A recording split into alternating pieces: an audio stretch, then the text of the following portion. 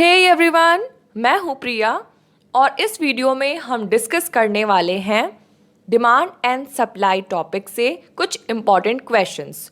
Demand and supply हमने अपनी last video में पढ़ा था और इस वीडियो में हम उसके प्रीवियस ईयर क्वेश्चन पेपर्स को सॉल्व करेंगे, जो कि बेसिकली सीडीएस, सीएपीएफ, एसएससी और एलडीसी जैसे कुछ एग्जाम से पिक किए हुए हैं। और ये मेरे खुद के एक्सपीरियंसेस हैं स्टूडेंट्स। मैंने इकोनॉमिक्स को ही इसलिए चूज़ किया है क्योंकि जब मैं एग्ज़ाम में अपीयर हो रही थी तो मुझे ऐसा फील हुआ कि अगर आप एनसीईआरटी पर डिपेंडेंट हैं या फिर अगर आप चाहते हैं कि 11th और 12th पास करने के जस्ट बाद आप किसी एग्ज़ाम में अपीयर हों, जैसे एनडीए या फिर एसएससी का एमटीएस होता है, बहुत सारे एग्ज़ाम्स होते हैं जो कि 12th के बाद होते हैं। कई बार लोग हमें सजेस्ट करते हैं कि एनसीईआरटी कवर कर लो, इनफ होगी, लेकिन कभी भी अगर आप देखें तो हिस्ट्री या फिर ज्योग्राफी या फिर पॉलिटी के लिए केवल एनसीईआरटी इनफ नहीं होती है। लेकिन इकोनॉमिक्स के केस में ऐसा नहीं है स्टूडेंट्स। चाहे आप एसएससी का एग्ज़ाम दे रहे हो, चाहे आप सीडीएस का एग्ज़ाम दे रहे हो या फिर एलडीसी का, एमटीएस का, यानी 12th के बाद का कोई भी एग्ज़ाम दे रहे हो, तो केवल एक ऐसा सब्जेक्ट जो कि एनसीईआरटी टोटली कवर करता है वो है इकोनॉमिक्स। अदरवाइज बाकी सब्जेक्ट्स के लिए आपको कोई ना कोई अदर बड़ी बुक्स को कवर करना ही पड़ता है, तभी आप उस सब्जेक्ट को कवर कर पाते हैं। लेकिन इकोनॉमिक्स के सीन में ऐसा नहीं है। इकोनॉमिक्स एक ऐसा सब्जेक्ट है कि अगर आपने 11th और 12th की एनसीईआरटी कवर कर ली है तो आप सीडीएस जैसे एग्ज़ाम को ईजिली क्रैक कर सकते हैं। ये मेरी पर्सनल सजेशन था आप लोगों के लिए। चलिए बिना किसी डिले के हम स्टार्ट करते हैं। सबसे फर्स्ट क्वेश्चन स्क्रीन पर आपके सामने है। ये सीडीएस 2021 का ही क्वेश्चन है जो कि मैंने अटेम्प्ट किया था। सबसे पहला क्वेश्चन है, which one of the following में lead to movement along the demand curve of commodity? Your options are change in its price, change in price of other commodities, change in income of the consumer, change in taste and preference of consumer। इसका मतलब ये है कि demand curve, demand का, मांग का जो वक्र होता है उसमें मूवमेंट कब देखने को मिलता है। तो स्टूडेंट्स, मैंने आपको लास्ट वीडियो में समझाने की कोशिश की थी कि अक्सर चेंज जो होता है डिमांड कर्व में वो दो टाइप का होता है, एक मूवमेंट और दूसरा शिफ्ट। मूवमेंट होता है जब किसी कमोडिटी या किसी गुड्स के प्राइस में चेंज होता है, और शिफ्ट होता है जब प्राइस सेम रहता है लेकिन अदर फैक्टर्स जो होते हैं गुड्स के या कमोडिटीज़ के वो चेंज होते हैं। इसकी वजह से शिफ्ट होता है। उम्मीद है आपने हमारी लास्ट वीडियो देखी होगी और इस क्वेश्चन का सही जवाब आप सब मार्क कर चुके होंगे, जो कि है option number A. Option number A हमारा सही जवाब है। इसको आप मार्क कर लीजिए और इसका एक्सप्लेनेशन जो है वो स्क्रीन पर आपके सामने है। आप चाहें तो स्क्रीनशॉट ले सकते हैं। इसके बाद हम आगे चलते हैं और नेक्स्ट क्वेश्चन को देखते हैं। क्वेश्चन आपके सामने है।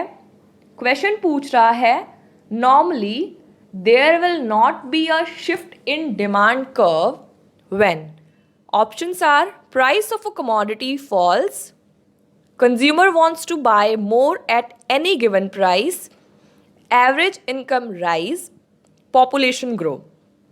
यानी कि आप इस क्वेश्चन में ध्यान दीजिएगा कि सवाल में नॉट लगा हुआ है कि कब शिफ्ट नहीं देखने को मिलेगा। इसका मतलब है कि सवाल पूछना चाह रहा है कि शिफ्ट के अलावा अगर कोई चेंज होता है, वो कौन सा चेंज होता है स्टूडेंट्स? तो शिफ्ट के अलावा मूवमेंट होता है। तो कब आपको मूवमेंट देखने को मिलेगा, शिफ्ट देखने को नहीं मिलेगा। तो जैसा कि हमने पहले क्वेश्चन में ही डिस्कस कर लिया था कि मूवमेंट तब देखने को मिलता है जब किसी गुड्स या फिर किसी कमोडिटी के प्राइस में कोई चेंज हो। तो हमारे ऑप्शंस में पहला ऑप्शन है कमोडिटी का प्राइस फॉल करता है, या फिर कंज्यूमर जो है कोई और गुड्स खरीदना चाहता है या फिर और भी ज़्यादा सेम गुड्स को खरीदना चाहता है, या फिर आपकी इनकम राइज होती है, या फिर पॉपुलेशन ग्रो होता है। तो ऑप्शन बी, सी, डी अदर फैक्टर्स को शो करते हैं, वाइल ऑप्शन ए जो है वो कमोडिटी के प्राइस को शो कर रहा है, कमोडिटी के प्राइस में चेंज को शो कर रहा है। तो इस तरीके से हमारे सेकंड क्वेश्चन का सही जवाब होगा option A, price of a commodity falls. तो इसमें आप ध्यान रखिएगा कि नॉट टू बी अ जो पॉइंट है वो इंडिकेट कर रहा है मूवमेंट को, ना कि शिफ्ट को। तो ये हमारा सही जवाब है। इसके बाद हम आगे बढ़ते हैं, अपने नेक्स्ट क्वेश्चन को देखते हैं। जैसा कि स्क्रीन पर आपके सामने है, क्वेश्चन नंबर 3 हमसे पूछना चाह रहा है, other things being equal a decrease in quantity demanded of a commodity can be caused by. Options are a rise in the price of commodity, a rise in the income of consumer, fall in price of commodity, fall in the income of consumer. तो इसका सही जवाब है a rise in the price of commodity। और आप इसको इस तरीके से समझ सकते हैं स्टूडेंट्स कि a decrease in quantity demanded का मतलब क्या होता है कि मूवमेंट हो रहा है डिमांड कर्व में। और इसको समझने के लिए आपको याद करना होगा law of demand. Law of demand कहता है कि कभी भी क्वांटिटी डिमांडेड में चेंज तभी आएगा जब उसकी प्राइस में चेंज होगा, यानी कि अदर जब जो फैक्टर्स हैं वो स्टैटिक रहेंगे तभी लॉ ऑफ डिमांड एप्लीकेबल होता है। तो यहाँ पर सबसे जो पहली कंडीशन है वो तो फुलफिल की जा रही है, यानी कि अदर थिंग्स जो हैं वो इक्वल हैं लेकिन फिर भी डिक्रीज देखने को मिल रहा है। तो इसका मतलब है कि मूवमेंट हो रहा है। मूवमेंट तभी होता है डिमांड कर्व में जब उस कमोडिटी की प्राइस अफेक्ट होती है, या तो फॉल होगी या तो राइज होगी। तो सबसे पहले हम अपने ऑप्शंस में से सबसे बेटर ऑप्शंस को देखेंगे जो ऑप्शन प्राइस से रिलेटेड है। पहला ऑप्शन जो है rise in the price of commodity, वो भी हमारे कमोडिटी के प्राइस से रिलेटेड है, तो हाँ ये भी हमारे जवाब हो सकता है। Option be arise in the income of consumer, ये कंज्यूमर के इनकम से रिलेटेड है, तो ये पहले ही एलिमिनेट हो गया, यानी ऑप्शन बी कभी भी नहीं हो सकता है, क्योंकि मूवमेंट की जब बात कर रहे हैं तो कंज्यूमर के इनकम को नहीं इंक्लूड करेंगे, कभी भी नहीं देखेंगे, केवल कमोडिटी के प्राइस को कंसीडर करेंगे। वैसे ही ऑप्शन सी में कमोडिटी के प्राइस की बात कर रहे हैं, तो यस ये भी हमारे सही जवाब में हो सकता है, लेकिन सही जवाब है ऐसा मैंने नहीं कहा। इसके बाद ऑप्शन डी में कंज्यूमर के इनकम की बात कर रहे हैं, तो ये भी हमारा जवाब नहीं हो सकता है, इसलिए हमने इसको एलिमिनेट कर दिया है। अब बचा ऑप्शन ए और ऑप्शन सी में कौन सा हो सकता है।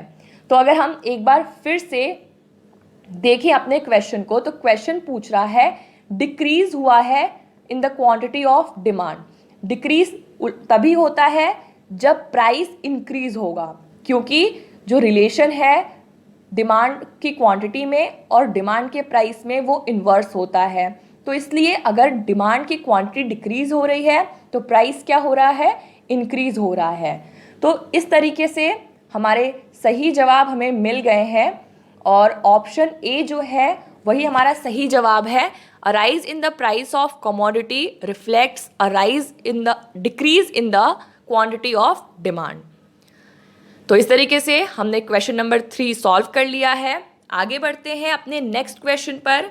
नेक्स्ट क्वेश्चन है the value of slope of a normal demand curve is, your options are positive, negative, zero, infinity. तो स्क्रीन पर क्वेश्चन आपके सामने है, आप चाहें तो स्क्रीनशॉट ले सकते हैं।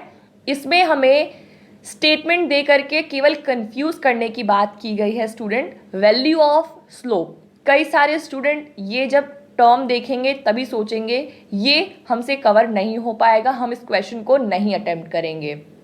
लेकिन ये जो टर्म है वैल्यू ऑफ स्लोप कुछ भी नहीं है, नॉर्मल डिमांड कर्व किस टाइप का रिलेशनशिप शो करता है हमें केवल वही बताना है। तो इसका सही जवाब होगा option number B. Option number B इस क्वेश्चन का सही जवाब होगा। आप चाहे इसको मार्क कर लें। नेगेटिव स्लोप शो करता है और इसका एक्सप्लेनेशन हमें नेक्स्ट स्लाइड में है, स्क्रीन पर आपके सामने है। जो डिमांड कर्व है वो इलस्ट्रेट करता है relationship between price and quantity demanded. इसके बाद जो स्लोप ऑफ डिमांड कर्व है वो शो करता है change in price upon change in quantity. अगर प्राइस फॉल हो रही है तो इसको हम माइनस चेंज इन प्राइस लिख सकते हैं, और अगर प्राइस बढ़ रही है तो हम plus change in price upon change in quantity लिख सकते हैं। तो अगर प्राइस घट रही है, अगर प्राइस बढ़ रही है तो डिमांड घटेगी, क्योंकि यही लॉ ऑफ डिमांड कहता है, और इसको हम लोग लिख सकते हैं change in price upon change in quantity. इसीलिए जो स्लोप है वो नेगेटिव शो होता है कभी भी अगर हम डिमांड कर्व की बात करें या डिमांड स्लोप की बात करें। ये मैंने आपको अपने लास्ट वीडियो में अच्छे से एक्सप्लेन किया है। अगर आपने वो वीडियो नहीं देखी है तो आप हमारे चैनल पर इकोनॉमिक्स की प्लेलिस्ट से उन वीडियोस को देख सकते हैं। इसके बाद हम आगे बढ़ते हैं अपने नेक्स्ट क्वेश्चन पर। हमारा टाइम यहीं ख़त्म होने की वजह से हम अपनी वीडियो को यहीं पर पॉज कर रहे हैं, रोक रहे हैं, लेकिन बाकी के बचे हुए क्वेश्चंस को हम अपनी नेक्स्ट वीडियो में कवर अप करेंगे। तब तक के लिए आप हमारे चैनल को सब्सक्राइब कर सकते हैं, लाइक कर सकते हैं अगर आपको वीडियो पसंद आई हो तो। बाकी के जो इंपॉर्टेंट क्वेश्चंस हैं डिमांड एंड सप्लाई से रिलेटेड वो हम अपनी नेक्स्ट वीडियो में लेकर के आएंगे। Thank you very much.